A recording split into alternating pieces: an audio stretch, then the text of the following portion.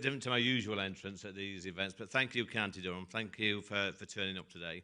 I came up last night, actually, and stayed in County Durham. And looking around the area, it's very much like the place I come from, which is Ashfield. Ashfield's in Nottinghamshire. Ashfield is a place that's built on the blood, sweat and tears of coal miners and factory workers and engineers. And it's a bit like Durham, County Durham, really. So we've got a lot in common.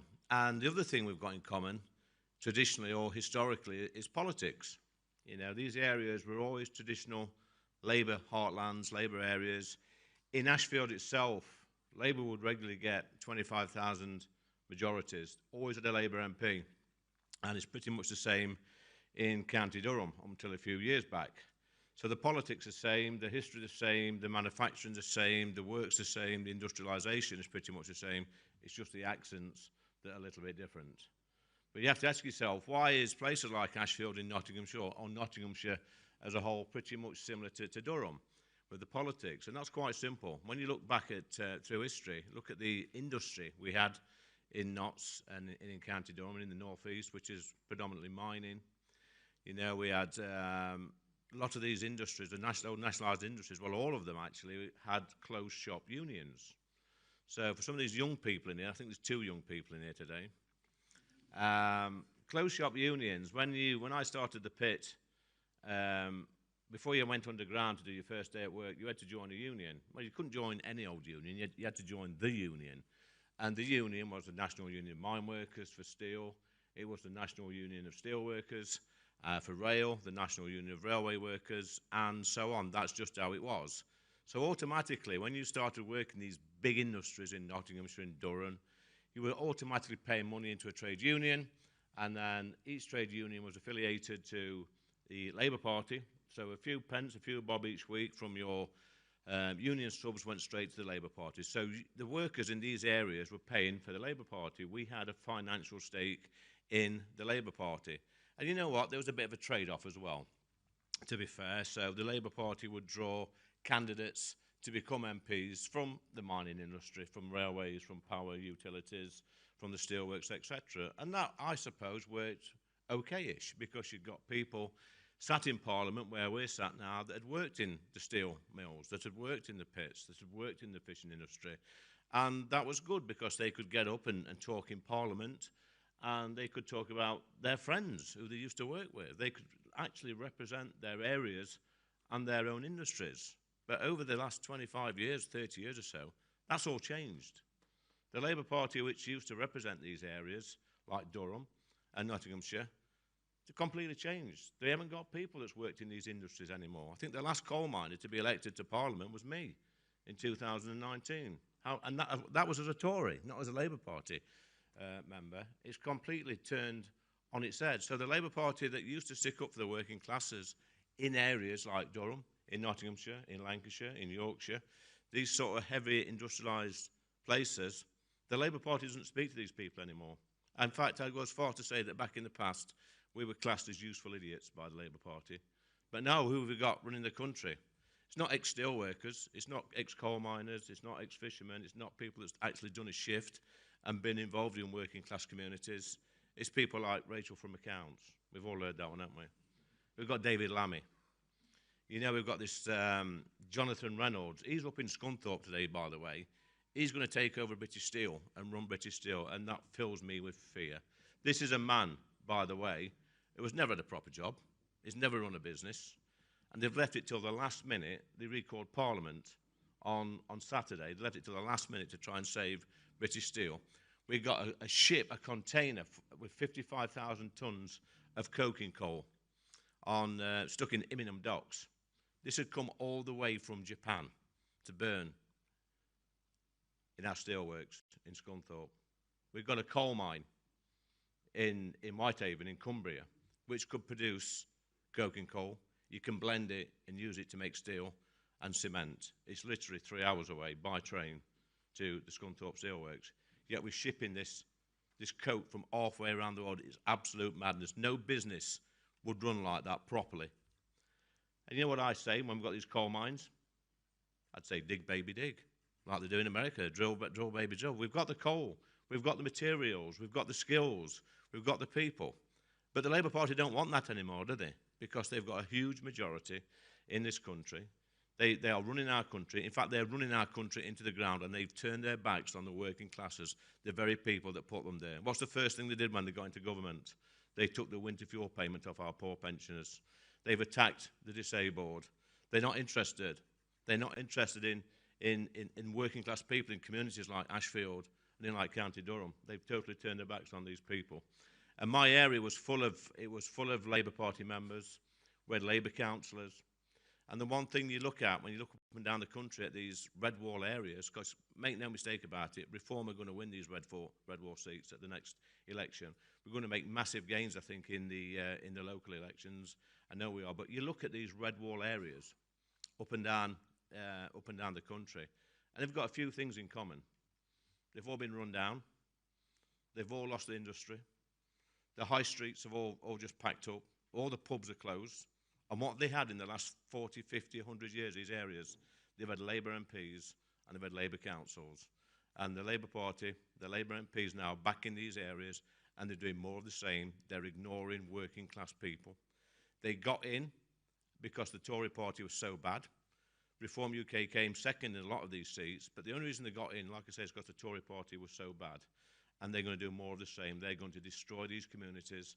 I see them on the benches in Parliament. I sit there with Nigel and Richard and James, and you look at them and you think, what a clueless bunch of people these are. They've never had a real job in their life. They don't get out in the communities. Half of these MPs that's in the northeast, they could walk down the street and nobody would actually recognise them. But the good news is, have no fear, Reform UK are here. I was speaking to some members earlier on. I was in Runcorn last week. I was in, Lancashire last week at Blackpool. I was in Runcorn the week before, speaking to members. They are so enthused. They are so up for the fight, because you people in this room, candidates and members, you're our last chance to save our great country. And we will get our country back, I'm confident. I came into politics by accident about 10 years ago as a local councillor. I can see the changes that people can make at a local level, much quicker, actually, than you can do at a national level.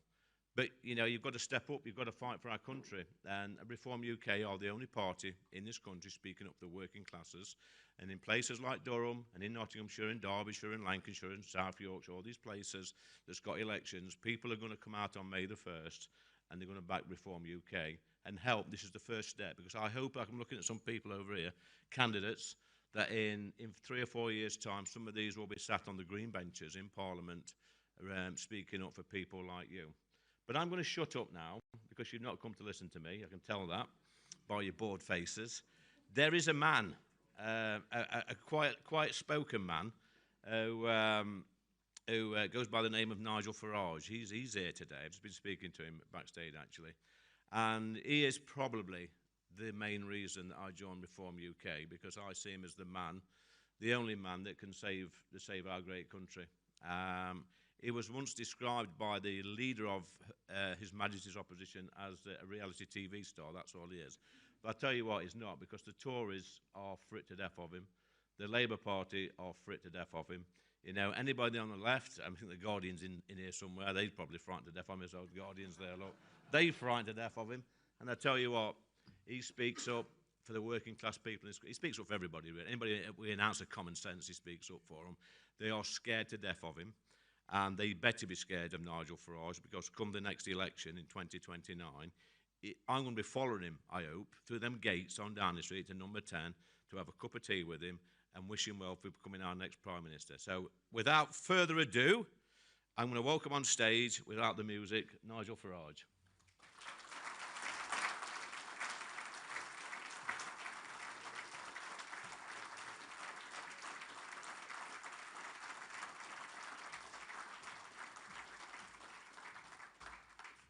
Good morning, everybody. In the early hours of the 5th of July, after the result in Clacton, I said, we've dealt with the Conservative Party, although to be fair, they pretty much dealt with themselves, I think, prior to the election. And I said very clearly, now we're coming for Labour. One person who did notice was Tony Blair. And that week's Sunday Times, he wrote a piece saying, that Labour need to be very worried about reform. But over the course of the last 10 months, most of the commentary has been the battle, the civil war, as some would paint it, between the Conservative Party and us. But actually, quietly, we've been forming branches, vetting candidates, getting leafleting, getting campaigning, and doing it very much in the Labour parts of the country. And I promise you that something is happening out there. A little bit of evidence for you. Every Thursday, there are local council by-elections that take place around the country. I want to read out a few of them that have happened in the last 8 weeks. In the Longondale ward in Tameside, a council seat, interestingly, that was once held by Jonathan Reynolds, that solicitor. Oh, no, he's not a solicitor. Sorry about that. Our business secretary, who now runs British Steel, more of that later. In the Longondale ward last week, Reform came in, having never stood before, up 46.6%, Labour down 28.8%. A few weeks before that, in St Helens, quite close to Runcorn. In the Blackbrook ward, Reform came in at 41.1%, with Labour down 18. In Wolverhampton, in Bilston, Reform up 34.8, Labour down 38.9. And in Torfan, in South Wales, Reform up 47, Labour down 49. These results have been happening week on week in areas that Labour would have considered ever since the end of the First World War to be their safest possible ever areas. And I mentioned Runcorn because Runcorn is that kind of constituency. It is Labour's 16th safest seat in the United Kingdom. Well, I'm going to be there again on Thursday of this week, and all I can tell you is we're giving them one hell of a run for their money, and it's going to be, you know, I get it. They've got 10 times the number of staff we've got. They've got a lot more money than we've got. They've got a much bigger machine than we've got, but it is going to be, I think, incredibly close in Runcorn. So in the Midlands, in the North, in Wales and in Scotland, Reform is now the opposition to the Labour Party, with the Conservatives trailing some way behind. And in these red wall areas, any thought that the Conservatives would start to win again, seats that they surprised people with in 2019, some here indeed in County Durham, it's for the birds. The sheer level of betrayal of what people who voted for Boris Johnson in 2019 got. They didn't get the Brexit they voted for, and they got mass immigration on a scale never seen before in the history of these islands. Those people are not ever going to trust the Conservative Party up here again, and frankly, nor should they. So I can tell you that if you're considering voting Conservative in these areas, you are wasting your vote. Because if you want a party that can beat Labour, it is now very clearly Reform. Now, it's very appropriate that we're here today in County Durham, the old coal mining area that once employed 160,000 men and boys, and a place where Keir Hardie, the founder of the Labour movement, came and spoke regularly. The Labour Party exists, he said, to give the working man a voice. Well, that today, of course, would be the working man and working woman. But today's Labour Party doesn't think the way that Keir Hardie thought. No, Keir Starmer's Labour Party is a very middle-class party, North London dominated, full of human rights lawyers who seem to care more about vague concepts of international law coming from foreign, and in some cases, in my view, illegitimate courts, than it does about working people. And 10 months in, I announced today, perhaps for the first time publicly, that Reform are parking their tanks on the lawns of the Red Wall. Today's the first day I've said that, but I absolutely mean it, and we're here to stay. And the evidence is that people who are switching to us, this is not a short-term protest. They actually believe in us. They can see that we represent those values of family, community, country. They can see that we're patriotic. They can see we want to put the interests of British people above absolutely anybody else. So those voters are here, and they are going to stay. Now, you might have noticed there's been a bit of polling out overnight, which one of the newspapers picked up on, and I'll just give a little demo, I think. So 68% of people in the Red Wall poll believe that Britain is broken. And that's exactly our analysis. We're a country in economic decline. We're a country in societal decline. We're a country in cultural decline. And in particular, they point out here, borders, the NHS, and the economy failing. And I don't know who writes the headlines in The Sun, but I do think Keir's worst nightmare is quite funny.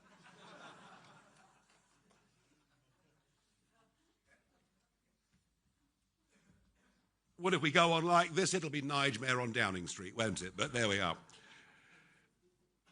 What is really interesting here is if you look at that polling, that compares and contrasts where the parties are in the Midlands and the North compared to the 4th of July last year.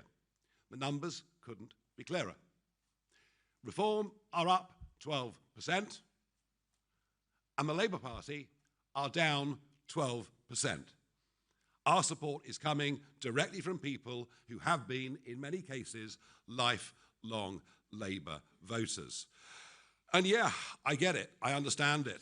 Working people feel that they pay more and more tax, and yet in terms of the services they get at the other end, they get less and less and less. And they know we're in economic decline. They're not conned by GDP figures.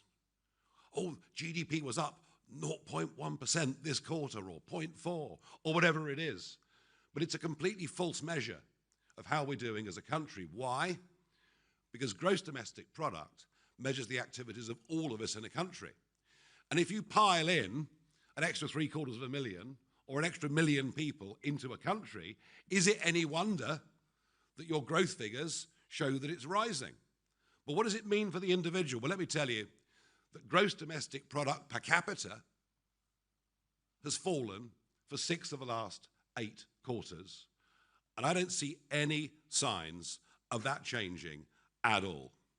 In terms of social and cultural decline, well, it's Easter coming up, but you wouldn't know that listening to the BBC. You wouldn't even know that it was a Christian festival. It's as if we're almost embarrassed about what we are and who we are as a country. So, in the Red Wall and right across the North and the Midlands, Reform is currently polling on this opinion poll at 30%, with Labour at 27%, and the Conservatives on 22%. And I have to say, for us, that represents, I think, pretty astonishing progress in the space of just 10 months. And I'm very, very proud of the collective efforts of everybody that's been part of that. I said back on that day when I said we'd take on Labour, I also said that I would professionalise and democratise the party. And boy, with over 400 branches now set up around the country, we're really beginning to hit our stride. Now, the figures make it clear. In the Red Wall, a Tory vote is a wasted vote. If you want to beat Labour, you've simply got to vote for us. But there's other data in those polls that I think is equally significant and interesting. And in particular, change. Now, vote Labour, vote Keir Starmer for change. That was what they told us. And yet, if you compare and contrast who they think, these Red Wall voters, most represents change, they choose me over Starmer by 35% to 22%. That is a pretty astonishing gap. And I'd pick out one other stat, and I know the press have got the full readout, one other stat that I think is significant, especially for a Labour Party, and for me saying it here, in County Durham, represents working people. Which party leader best represents working people? And on that, I've got an 8-point lead over Starmer. As I say, something really is happening out there. Now, we've conducted this polling. We are thrilled with the results. Labour have known these results for a long time because they're constantly polling and they know what's happening, which is why the Labour lie machine is in full groove. We see it in the House of Commons every week. We're certainly seeing it in the by-election in Runcorn, and we'll see it, I'm sure, here in County Durham and elsewhere. They're digging up the old Russia conspiracy theory, which somehow people seem to be so fond of. The fact that I said once 12 years ago that I respected Putin as a leader but didn't like him, wouldn't want to live in the country, and have condemned him for the attack, the vicious attack on Ukraine. But somehow, the line that Starmer keeps coming out with is that we fawn over Putin. Outright lies. On the NHS, they're putting out literature saying, vote reform, and they'll charge you 15 grand for a hip replacement. We've never, ever, ever suggested anything other than the NHS should be free. What worries us is all the tax money that goes in, how badly it gets spent and allocated. And I think with Britain is broken. Maybe the Prime Minister doesn't realise this, but the vast majority of us realise the NHS is not working as it was intended and needs radical reform. Of course, one of the problems is that 7.2 million foreign-born people have signed up with GPs in the last 10 years alone. Can you believe that? 7.2 million people extra. So don't be surprised if there's a big queue to get, an appointment with your local GP. But unlike Labour, we do support working men and women. And a vast percentage of our voters actually have alarms that go off in the morning. Yet, no, really, they get up and go to work. And they're beginning to ask themselves, why are we paying all this tax? What are we getting for it? I met four young blokes in a pub the other week. That probably won't surprise any of you. Four young blokes, Saturday evening, having a drink. They wanted to come say hello, quick chat, all at school together. I asked them, what do you do? Plumber, welder, plasterer. Hard-working guys that get up early in the morning. And they all said the same thing. We earn good money, but we just feel our taxes are going up and up and up. And then one of them said, yeah, and there's three of our class, these were all early mid-20s, the three of our class never had a job, don't want to have a job, they've all got 2 or 3 kids, and our taxes and our hard work are subsidising their lifestyle. And this can't go on. This can't go on. Nobody is actually prepared to stand up and say, we must support working people, and we cannot go on with so many of our young people, frankly, choosing just not to work. So we're very much on the side of working people, and perhaps what happened in Scunthorpe last week rather sums it up. Now, Richard Tyson and I went up to the blast furnaces, not, by the way, an out-of-character thing for me to do, because I worked for 22 years in the metals business before getting involved in politics. And so many of the clients and customers that I had in those years have simply disappeared as we've watched British manufacturing decline to the most extraordinary degree. When Port Talbot closed in South Wales, government did nothing. When Redcar, just down the road, closed in 2015, government did nothing. In fact, government seemed pleased that by these plants closing down, it would reduce our annual CO2 emissions. So big victory. Not, of course, unless you think about it more deeply, because what happened to that steel production? Well, in the case of Redcar, it went to India. In the case of Port Talbot, it's gone to China. Both will manufacture that same steel and then will ship it back to the United Kingdom. We haven't cut our carbon dioxide emissions. We've exported our carbon dioxide emissions at the destruction of many local communities. I don't believe there would have been a Saturday sitting of Parliament if Richard Tyson and I had not been up to Scunthorpe and been greeted the way we were by those workers, especially in the local spoons afterwards. They actually felt there was someone speaking up for them. They actually felt there was somebody on their side. And that, I think, is why Labour did what they did. Where we go from here, I don't know. Although, what a bizarre situation we've got this morning, where we're not quite sure where the coal is. You know, the coal that we could have manufactured ourselves and mined in Whitehaven, in Cumbria? But oh no, we can't do that. That'd be no good for our carbon dioxide emissions. So we've actually imported some of it all the way from Japan.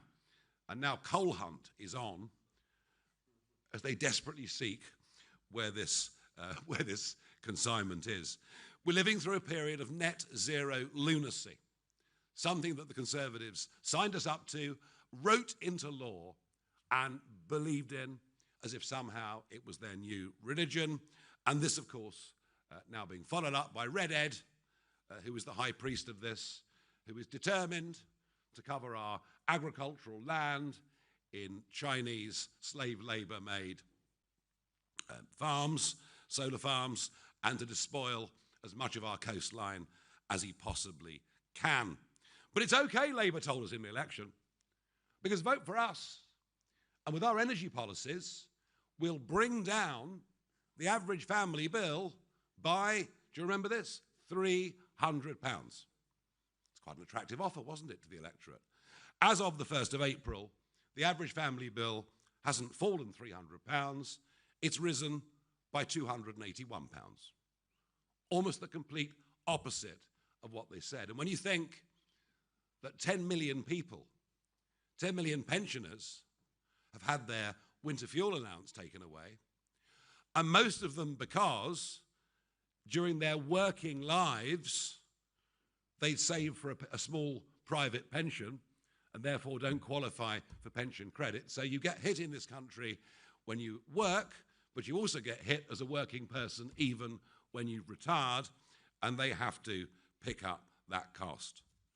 We have the highest industrial energy prices in the world, and we're witnessing an industrial massacre. It's going on in chemicals, it's going on in refining, it's going on in cement making.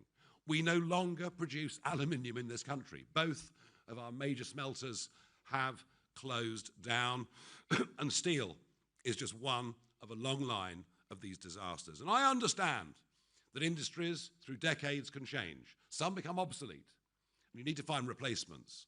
But we will be using steel. In fact, we will be using huge amounts of steel. After all, the Prime Minister seemed very proud of the big 40-acre theme park that's going to get built in Bedfordshire. Well, we're going to need tens of thousands of tons of steel for that, and I think we should be manufacturing that steel here, not importing it from China. And the same goes for the North Sea. Conservatives put exorbitant taxation levels on profits in the North Sea, which saw companies that in some cases had invested in the North Sea for up to 60 years go, and Labour, well, now are making life almost impossible. We should be self-sufficient in oil. We should be absolutely self-sufficient in gas, and we have to have energy in Britain, not that is intermittent and pushes us out to the edge when the lights almost went out at the end of January this year. We need to produce more energy and cheaper energy. 21st century living demands absolutely nothing less. And this is part of our strategy. Reform will re-industrialize Britain. And we'll have a proper, sound industrial policy, but it only works if we start producing enough of our own gas and oil and coal and all of those things. And we really, really believe in that. But when it comes to business, of course, Labour are completely and utterly clueless. 25 men and women in the cabinet, and not a single one has ever set up a private company. Not one. Seems almost unbelievable, because we're not just on the side of those that work for big companies, we're very much on the side of those who struggle with IR35 rules, making it nightmarishly difficult for anyone that is self-employed. We're also on the side of the 5.5 million men and women that run small businesses that have been so badly hit by this most recent budget. And they felt for years, I mean, it was the Conservatives, of course, that pushed up corporation tax, which is what these small companies pay. The Conservatives pushed that up 30%. The Conservatives gave nothing on IR35, and the Conservatives did nothing on the quangos and regulators that make the lives of these people so miserable. Yeah, we believe in men and women setting up their own thing. We believe in people giving it a go, going out and trying to be successful. And we're very much on their side. And we're certainly on the side of hard-working family farms. People who work all the hours God sends in goodness knows what weather, whose average incomes are incredibly low, and yet the Labour Party has come for them in the most appalling way. I had a letter last Sunday from a lady, 90 years old, living in West Sussex.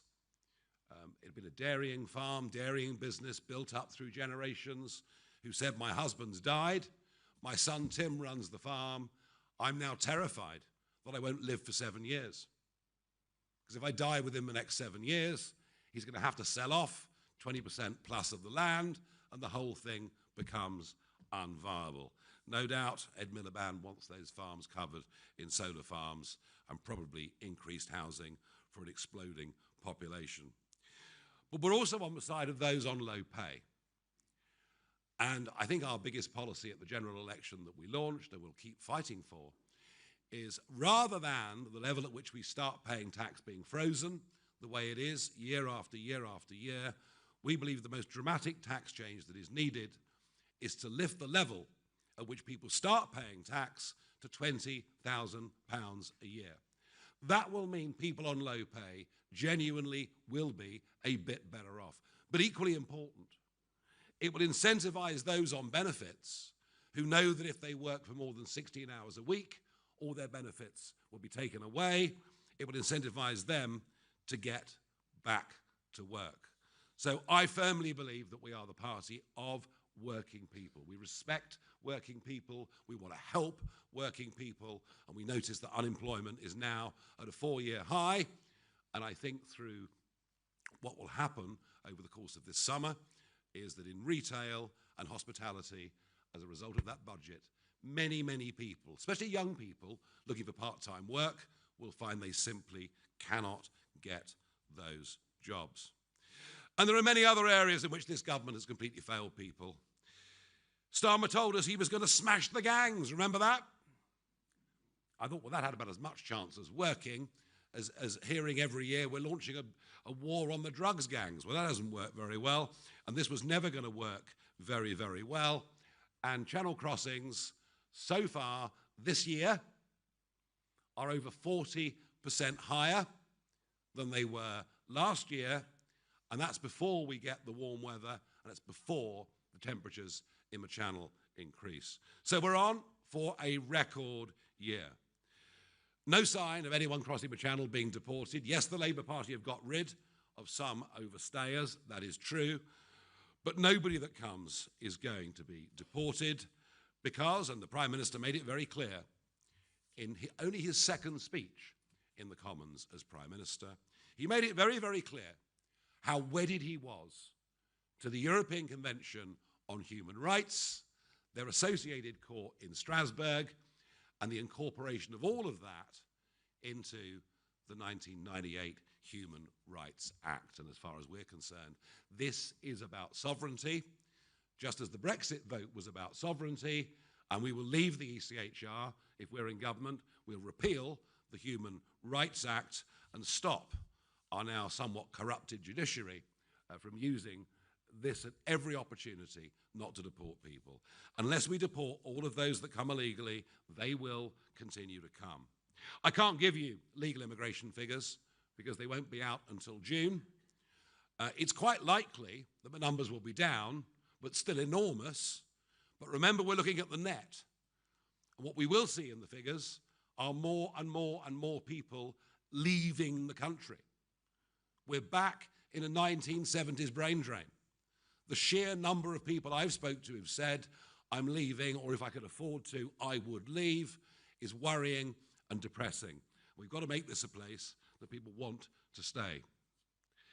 And there's anger out there on the streets in these red wall areas over two-tier care, two-tier policing, two-tier justice, and two-tier recruitment. What happened after Southport was the most appalling cover-up. If we'd known the identity and something about the murderer, I don't believe those riots would have happened on anything like the scale that they did. But in a vacuum, of course, some crazy conspiracy theories were allowed to flourish. But what was clear is that people that rioted, or people that said intemperate things online in their upset and their anger, in some cases mothers of young children who wrote intemperate things online. They shouldn't have written them, but perhaps given the context of what had occurred, you can understand why emotions might have got a little bit out of control. They're all hoofed off to prison, whilst the men that committed those vile attacks at Manchester Airport, nothing happened to them. It wasn't until we, the Reform MPs, threatened to take a private prosecution that actually the government and the CPS kicked into gear. And we see this every single day.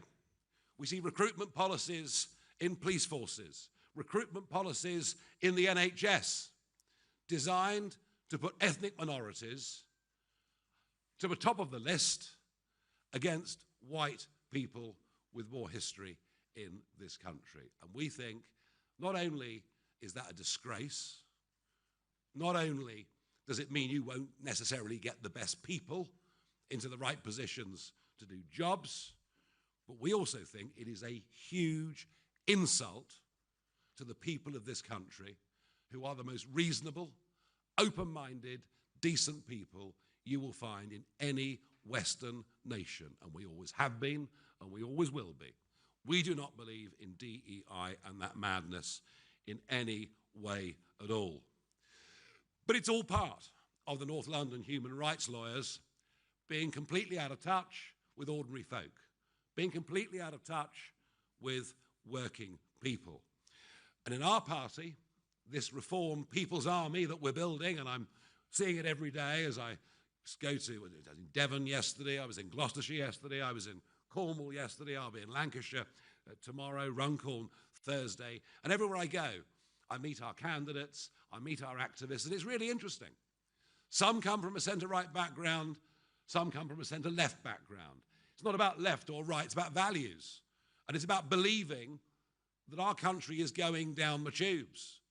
It's about understanding that Britain is broken, and that without the right leadership, without the right change of mentality, that I think most of us feel within a decade, it frankly won't be a place worth living in.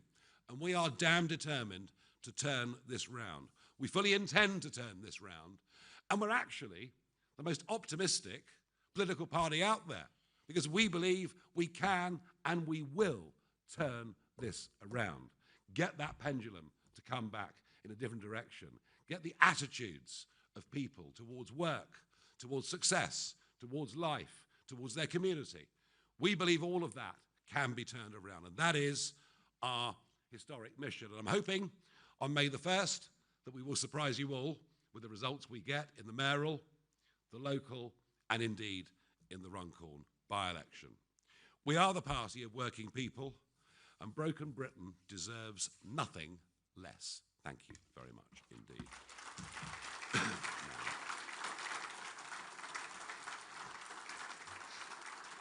Now,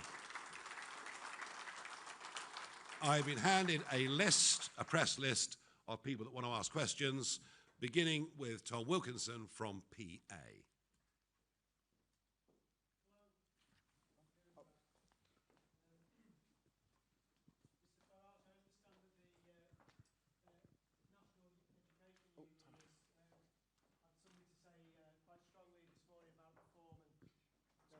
Saying that it's a racist party. Sorry. I don't know if you can hear me now. Yeah. I did hear you. I heard the question. For those that didn't hear, it was about the National Education Union, led by a self-declared Marxist, Daniel Kabidi, somebody who is absolutely determined that our children should be poisoned at school.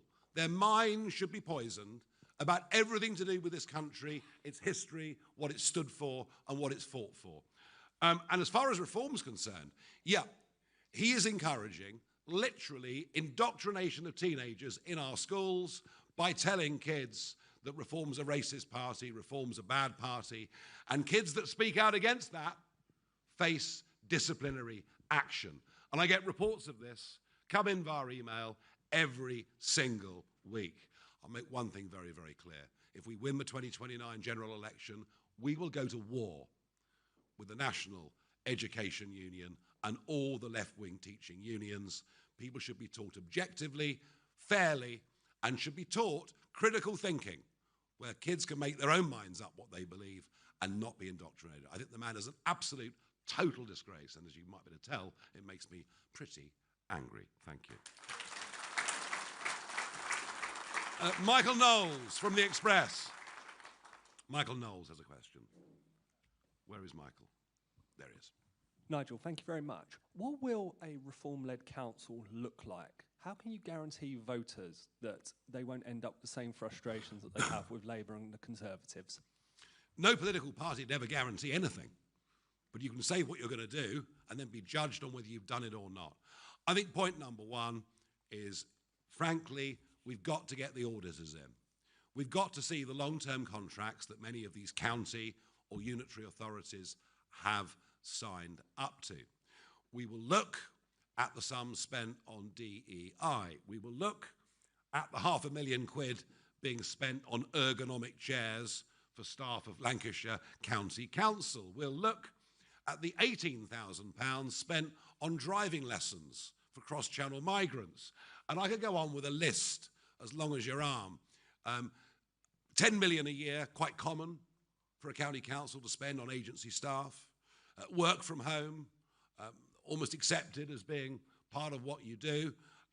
No, a massive change of culture, Michael. That's what we're going to bring to these county councils. We need a sort of British equivalent of Doge in every single one of these councils. And that is where we begin. And by the way, I'm not pretending it's easy. You know, there's less money from central government. There's more demand for social care, for an aging population. SEND for children who've got problems, of course, has multiplied as a result of the catastrophic repeated lockdowns. I'm not saying we've got a magic wand, but what we can do is clean it up and make a very good start. Bill Edgar from the Northern Echo. Hi, you said that, well, Lee Anderson has spoken about it this morning as well, how the similarities between County Durham and other areas like Nottinghamshire. You were here in County Durham just last week. Why have you come back once again to give your speech today? And I'll be back again, because this is day 2 of week 3 of me on the road. I'm taking the May the 1st elections very, very seriously. I'm here in Durham this morning. I'll be in Northumberland this afternoon, and I shall go on doing, you know, a couple of counties a day, some of them repeatedly, between now and May the 1st. We are running to the line. This is our first big test since that general election last year. But of course, there are some particular councils in which we fancy our chances more than others. And I think, working for the Northern Echo, you might have worked out that County Durham is one of our target areas. Okay. Yeah, I kind of thought the gathered audience might like that one. Well, a lot of you are going to be councillors, and a lot of you have the responsibilities to face up to from the question that Michael Knowles of The Express asked a moment ago. Tony Maguire, GB News. Hey, good afternoon, Nigel. Just a question of, we heard today that UK government can't rule out another Chinese owner of the steelworks factory. Just to get your reaction to that, but also maybe your take on how much of an uphill struggle Britain might be on if Chinese money dries up for our projects here. Well, look, I mean, it was the last government that sold out to China in every single way. Boris Johnson, of course, even wanted Huawei, despite their very, very dubious record, to get into the 5G network until I think a phone call from the Oval Office changed his mind on that particular one. At the time, when British Steel was sold to Jinghe, Richard Tice and myself, and to be fair, Sir Ian Duncan Smith, spoke up very, very strongly against it. I genuinely believe that Jingke bought British Steel to close British Steel down, such that we'd be the only major nation on earth, actually, that would not be a producer of primary steel. And we've got this sort of halfway house at the moment. At least the government has done something. We have allowed China to get so deep inside our critical infrastructure, so deep inside our universities and elsewhere. And it's the Tories what done it, but it's Labour that are continuing with it. And we need a completely different rethink. And you know what? If that means less investment from China, then frankly, so be it. I don't want China in our nuclear industry. I don't want China in our telecoms. I don't want China in any of our critical infrastructure. They have increasingly, over the last decade, become a nation that is not a friend of ours in any way. So the answer to your question is, we'll live with it and we'll find alternatives. Thank you. Dominic Penner, Telegraph. Thanks very much, Nigel. You have said that you want to nationalise British Steel, actually outflanking Labour on the left versus their preferred plan. Are there any other industries that you'd want to nationalise? And just quickly on the bin strike in Birmingham, what's your message to A, Unite, and B, Birmingham City Council? Yeah, well, look, the reason that Richard and I called for nationalisation, because we were there on Tuesday and we realised there were only 3 working days, 3 normal working days left to get the orders in for the iron and the coal. Otherwise, those blast furnaces would close for good. And that's why we put the call out for nationalisation. It was that urgent. There wasn't time to find a new potential private partner. So that's why we did that. And in Birmingham, well, if you vote for a Labour council, that's what you get. 17,000 tonnes of rubbish, and rats the likes of which have not been seen since the Western Front. No, I haven't been to Birmingham. A couple of friends have visited and said it really is awful, and it represents a genuine health hazard. And I know that 24 hours ago, Army logistics have been called in to Birmingham, but I suspect what we actually need are going to be some soldiers pretty damn quickly and an army of rat catchers and lots of terrier men and things like that to sort this out. But there you go. If you vote Labour at local government level, that's what you get. Matthew Holhouse from The Economist.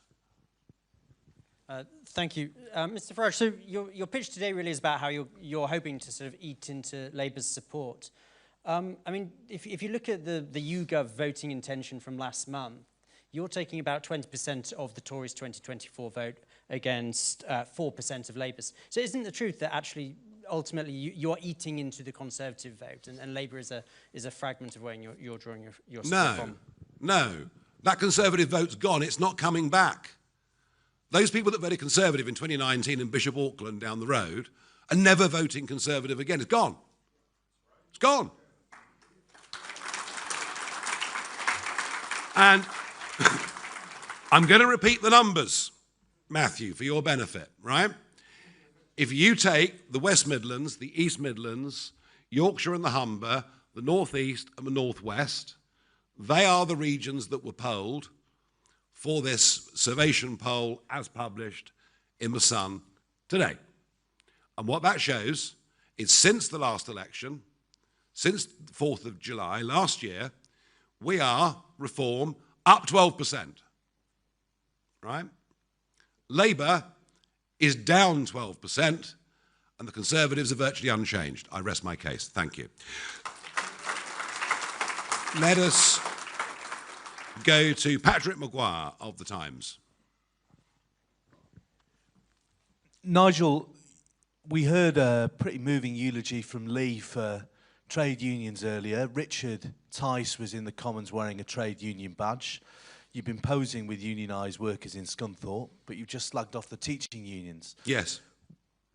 Where do you stand on trade unionism in this country? Are you now prepared to accept, you know, partnership with the trade unions if it means better working class representation for reform? We have to have a good partnership with the trade unions. I didn't slag off the trade unions, I slagged off a Marxist who's poisoning the minds of our kids and inciting violence against me and everyone that goes out and canvasses and campaigns for reform. That's very different. So, yeah, a pragmatic, sensible relationship between government and unions and companies is, of course, vital. No question about that. Harriet Simmons from Politics Home.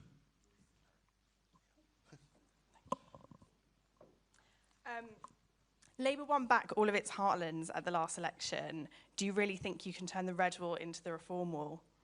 The turquoise wall. The turquoise wave. This is what you're talking about. Yeah, do you know what? I think voting has become much more transitory than it's ever been before. And whilst Labour did win back the heartlands, it was a loveless win. In many of those seats, actually with fewer votes than they got under Jeremy Corbyn in 2019. The last general election was an anti-Tory election. Labour won a landslide in terms of parliamentary seats, but not in terms of votes, not in terms of percentages. And look at the turnout. I mean, even with postal voting happening on a huge scale, questionable scale, but a huge scale these days, you're still back down to the historic low of 60% turnout. So huge numbers of people who traditionally had voted Conservative or voted Labour didn't trouble the scorer. And I think that's the other element to our vote, perhaps getting back to the point that Matthew made, is I do think that one of our challenges, but one of the things we can succeed with over the coming years, is to get people who've left the democratic system to re-enter the democratic system. And that'll be particularly interesting with young voters, where there's no doubt, Reform, myself, there's a lot of support out there from 16 to 24-year-olds. And we've got to convert that into people that actually go out and vote. So they're challenges, but they're ones that I'm happy for us to take on. I've got two from the Financial Times. Anna wanted to speak to me afterwards. Leah Quinn. Mr. Farage, when I look around this event and many other reform events, the demographic is quite similar. There are a few, but really not that many women or young people. Can you tell me one policy you have to attract women and one that you have for young people? Young people are at work. They're at work.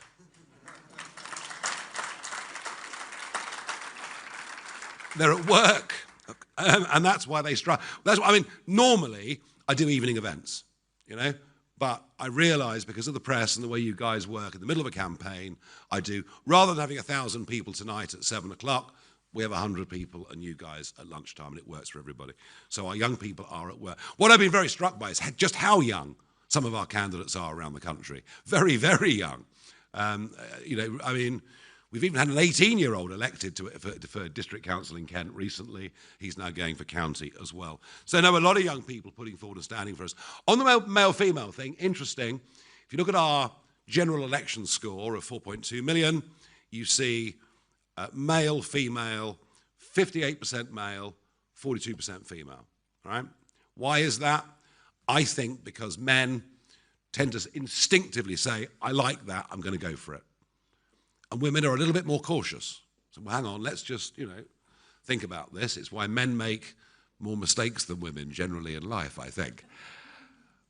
But what's more interesting is if you look at what's happened between then and, say, the 12% increase here in the Red Wall or the increase across the country, then what you see, and there's some actually, we can give you the stats on this after the event.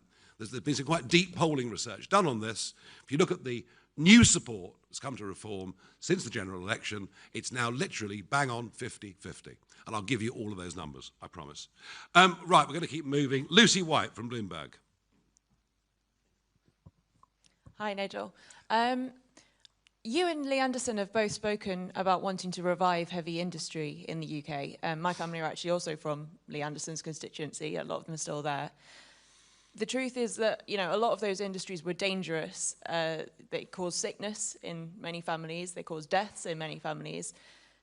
Is this really the way forward that you see for the UK? And do you not hope for more lucrative and perhaps safer jobs for the British people? Lucy, none of these heavy industries, as you describe them, have a hope without cheaper energy. And indeed, some of the modern industries, such as the big data banks, you can't even build in Britain. We don't produce enough energy. If we weren't importing 12% of it every day from either Norway or from Northern Europe, the lights would go out every day. So we have to have more cheaper energy, both for old industry, but also for the new tech industry as well.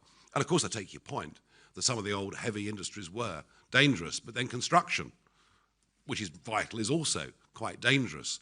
I fully understand that. I'll finish on this point. We have not been living through an international situation as dangerous as this, as potentially dangerous as this, at any point in my lifetime. I'm pleased that the government have announced an increase in defence spending, even if it is minute, but it's something. But we're going to have to spend a lot more on defence over the course of the coming years. We're going to have to build an awful lot of houses as a result of a 10 million increase in the population due to immigration policies of both Labour and Tory. We are going to need a lot of steel over the next few years. And steel isn't just another commodity. It isn't just something else that's produced in a plant or a factory. Steel is a vital strategic interest, and we have to have a steel industry. That's my answer to you. Thank you. I'm going to go to Chris Jepson of ITV Tyne Tees. Thanks, Nigel. You say you represent working people, but what do you have in common with voters here in the North East? You're a well-off former trader, but there's many working people here in this region that are struggling to make ends meet. I fully understand that, but I have actually worked. You know, I've not only worked, but I've set businesses up. I've employed people, and I've had some good times in business, and I've had some awful times in business when I've lost money some years. So I do actually understand how the real economy works. And yes, you're right. You're right. Right now, I'm in a more fortunate position than many others. You're right. I'm not going to deny that for a moment. But I would like those that are less fortunate to be doing a bit better. Do you know why? Because I care about my fellow man, and I certainly care about men and women from my country who I think deserve a better shot at life than they're currently getting. Okay, we're getting there. Just two more, folks, if you bear with me, and then some one-on-ones afterwards that I've agreed to do. Lewis Dennison from ITV National. Oh, I thought I was doing an interview. Let me pick one of my questions. No, well, yeah, just do one now. Go on. Have it a dry run. All right. The trade unions say that the bin strikes could spread around the country. What would you do if you were Keir Starmer? Well, I don't know whether they will or whether they won't, but one of the reasons I think that we're seeing this strike is the unions perceive the Labour Party to be weak.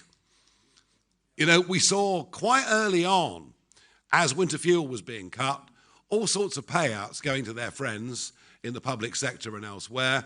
I think it's the perception that the unions are weak that may well lead to more strikes. So, yeah, it may well happen. I guess the approach, well, it's back to the question really that Patrick Maguire asked earlier. It's about relationships with trade unions. It's about being firm but fair. That has to be the answer. Right, last one here until I do some one-on-ones afterwards. Peter Walker from The Guardian. Hi, I thought you'd never get to me. You were on the list, and we never, ever... Lee might have a go at you in public, but I don't. Not yet, anyway. Just a quick one. In your speech, you basically promised to rescind all the extra revenue-raising measures the government have put in. So the farmers' tax, winter fuel, NICs. And you also promised to stick with greatly raising the income tax level at which people pay money. That's the big one. All of this will cost billions of pounds a year. And the only proposal you've put forward in the speech to actually save money would be getting rid of DEI measures and chairs, which would probably cost a fraction of a percent of the total budget. Do you actually have a plan for how you'd pay for all these economic plans, whether on council level or national level? And if you don't, do you risk slightly conning voters? Well, I tell you what, I tell you who's been conned. I mean, £20 billion extra of government spending under Rachel from accounts, they're already 20 billion out. And we can talk about debt if you like. I mean, the extent to which, you know, in 15 years, we've gone from an accumulated national debt of nearly £1 trillion to one of 2.8 trillion. So has anybody been frank with voters about how they were going to pay for anything? I mean, let's be honest about that. And fascinatingly, last week, there was a 30-year gilt auction that the Bank of England withdrew at the last minute, and I've never seen that before. I've never, ever seen a government bond auction be withdrawn, so fearful were they of what investors would demand. So yes, we have deep problems. The reindustrialization of Britain, beginning with energy, with oil and gas, will, within a couple of years, produce tens of thousands of well-paid, in fact, in many cases, highly paid jobs. And it depends how much time we have.